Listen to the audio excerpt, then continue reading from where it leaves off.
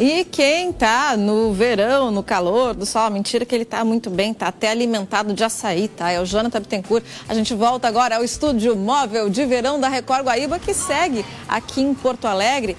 E me diga, Jonathan, teve tempo de provar teu açaí, tá? Com a língua roxa? Como é que é a história aí? Acabei de terminar o açaí, inclusive, e degustar, viu? Porque eu vou bem na manhã, bem aos pouquinhos, aproveitando, porque tava uma maravilha. Reforço mais uma vez, Fast Açaí Poa, para dar uma conferida. Afinal de contas, o humor com açaí fica um pouquinho melhor, né, nesse calorão. Mas eu fiquei sabendo, inclusive a nossa enquete hoje, viu, Jamile, que calor com pessoas acaba tendo muito problema, né? Muita dor de cabeça, mau humor, tem muita coisa associada a isso. Explica pra gente por que isso acontece, por gentileza.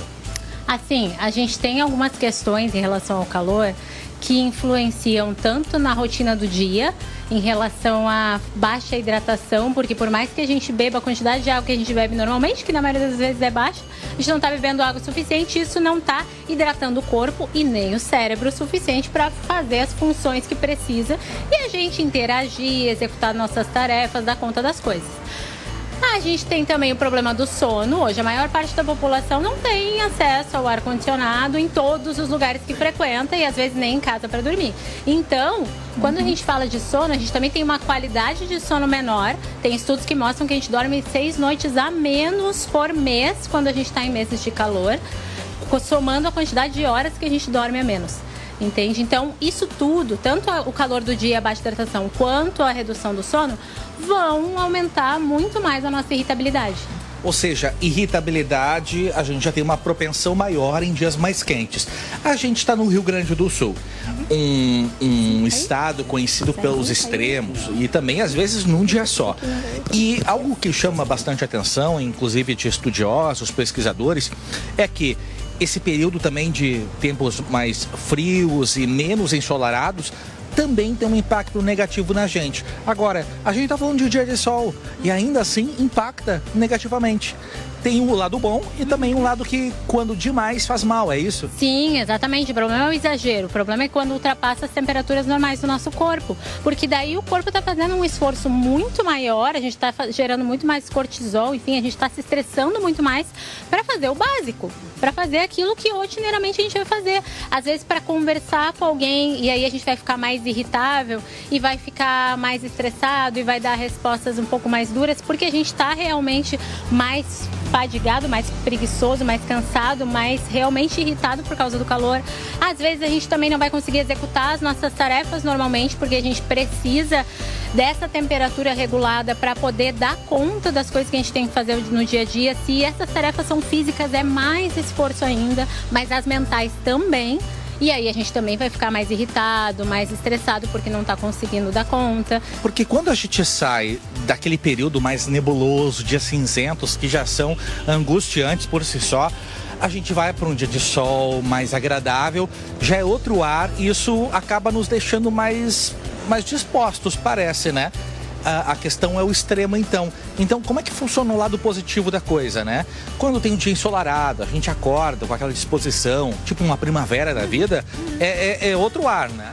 Sim, sim. E eu costumo falar que eu prefiro a primavera e o outono justamente por isso. Porque a gente consegue ter dias quentes, dias mais frios, mas não o frio extremo que a gente se esconde em casa ou procura realmente se afastar um pouco, se distanciar um pouco, nem um calor extremo onde a gente não vai necessariamente estar podendo aproveitar o lazer, que é quando a gente pensa em sol, calor, a gente está pensando em lazer. E a nossa rotina muito não é disso, né? A maior parte dela é realmente trabalhar, dar conta das tarefas da família, enfim, dormir, fazer as outras coisas. E aí a gente não está conseguindo aproveitar esse dia e, consequentemente, não está conseguindo usufruir da parte boa, da parte feliz, da parte mais alegre realmente do dia quente e só dessa desidratação aí, dessa cansaço. Então o lance é realmente ficar bastante hidratado, né? Para poder tentar minimizar o impacto no organismo e, na medida do possível, curtir o dia. Porque tem gente que gosta do verão, né? E o verão é maravilhoso. A questão é realmente a gente estar hidratado, a gente tentar manter uma noite de dormir sono bem, tranquila, entende? Pra gente poder sentir muito mais do que irritação a alegria, entende? O alívio, poder conversar mais, a gente poder buscar recursos, coisas da nossa vida que nos façam mais felizes, estar perto de quem a gente ama, a gente está vivendo momentos bons com as pessoas que a gente gosta de compartilhar, a gente está observando daqui a pouco, porque a gente vai mais na praça com os filhos, a gente vai mais ver os amigos à noite, a gente recebe mais família ou visita mais a família, a gente viver essas coisas nos dias quentes muito bem hidratado, né, para o corpo poder Com funcionar. certeza. Eu quero aproveitar e te questionar o seguinte, a gente está vivendo dias cada vez mais extremos em termos de ondas de calor, mudanças climáticas, eventos extremos, desastres naturais, e isso acaba nos exigindo, quem sabe, ter um cuidado um pouquinho maior com a saúde mental, tendo relação com o tempo, com as mudanças do tempo? Sim, a gente está num momento, inclusive aqui no estado, em que as pessoas ficam tensas em dias de chuva, as pessoas vão ficar irritadas nesses calores extremos, as pessoas podem ficar um pouco depressivas no inverno pela restrição no contato com os outros, assim, na rotina. Então a gente precisa aprender a fazer o mínimo pela nossa saúde mental. E depois da pandemia a gente aprendeu que saúde mental importa, a gente não pode desaprender. Então, o que é o mínimo pela nossa saúde mental? Conviver com quem a gente ama, ter uma boa comunicação e pedir que as pessoas tenham uma boa comunicação conosco para a gente se entender, para a gente se conectar. É dormir bem, é se alimentar de coisas que façam a gente render no dia, é beber bastante água, é realmente fazer uma rotina onde eu tenha um pouquinho de qualidade de vida, e quanto mais qualidade de vida melhor, porque mais saúde mental eu vou ter. E a qualidade de vida é nisso, tá na nossa relação com a gente, no nosso autocuidado, na nossa relação com o outro e na nossa relação com o mundo, né? É verdade. A gente está aqui em cima aqui do nosso estúdio móvel e dá para ver no horizonte ali uma galera trabalhando nesse calorão, muitos até mesmo de chapéu ali para tentar, mas roupa pesada, no sol a pino. E essa é a rotina de motoristas de aplicativo, essa é a rotina de motorista de ônibus, o rodoviário, né? A galera que faz uso do transporte coletivo diariamente, vendedor ambulante. A gente está falando também de situação, de um contexto em que pessoas que têm menos condições de acessar até mesmo um conforto maior, um ar-condicionado, um ambiente de trabalho melhor, vão ter que correr um pouquinho mais para poder recuperar esse equilíbrio emocional, né? É algo que faz parte e que deveria fazer parte também do poder público, dar uma assistência maior para essas pessoas, em termos aqui de psicologia, de saúde mental, porque, pelo que eu estou percebendo, também é muito uma questão de ter acesso a melhores condições, né? Não é todo mundo que vai ter um ar-condicionado em casa para poder dormir numa boa, né? Num conforto, para recuperar aquela energia toda, né? Sim, sim. Na verdade, existem várias legislações que trazem a importância da ergonomia.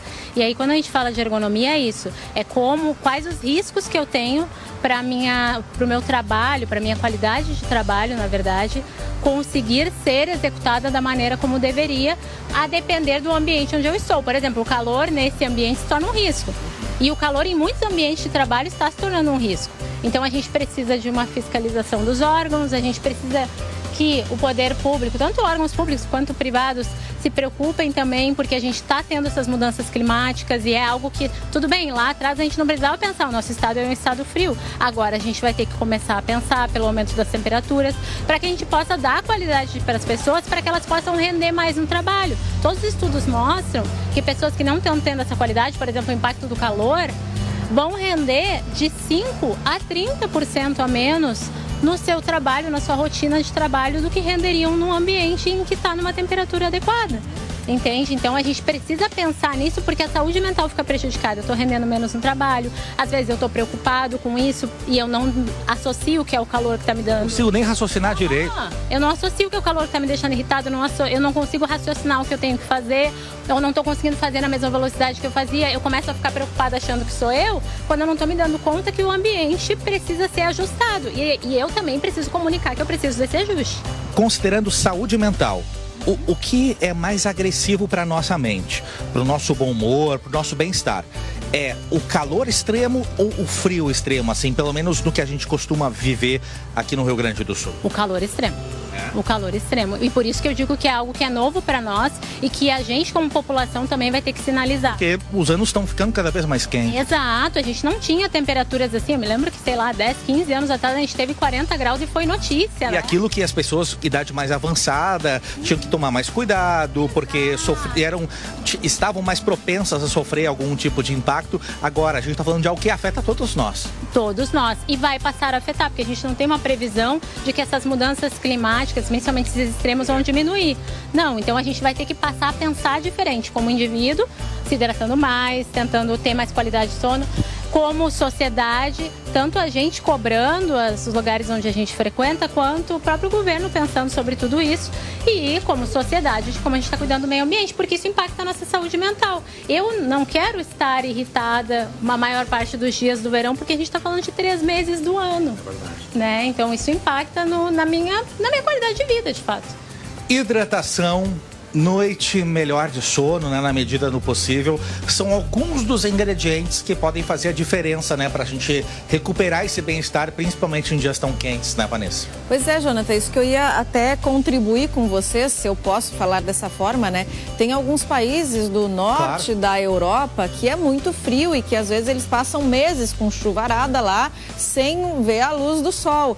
E por lá existem índices preocupantes de depressão e muitas pessoas associam justamente a falta de vitamina D, a falta do sol nas pessoas, né? Porque o sol, ele tem essa questão também de fazer a pessoa, vamos dizer assim, derreter do frio, né? Querer sair de casa, querer circular mais, conviver com as pessoas. Só que o sol ao extremo, o calor extremo, ele também faz com que as pessoas, né, queiram se intocar em casa, ficar na piscina tomando uma água gelada, longe das pessoas, longe do calor humano, com ar-condicionado. E isso a gente já tem aqui no Rio Grande do Sul e no Brasil, a gente já tem esses demonstrativos, até pelas companhias de energia elétrica, né, Jonathan, que o consumo de energia aumenta consideravelmente nos meses de verão, porque as pessoas ligam ar-condicionado, ligam ventilador e dependem disso muitas vezes para esse conforto térmico que a Jaline estava explicando para a gente aí, que traz até mesmo uma piora no rendimento das pessoas no trabalho, ou seja, extremos são sempre ruins. Mas o nosso querido chefe, Zé Henrique Ferraro, estava chegando aqui, né, enquanto vocês estavam conversando e estava me falando, Vanessa, eu vou sempre escolher o verão. E aí eu falei para ele, Zé, eu vou sempre escolher o inverno.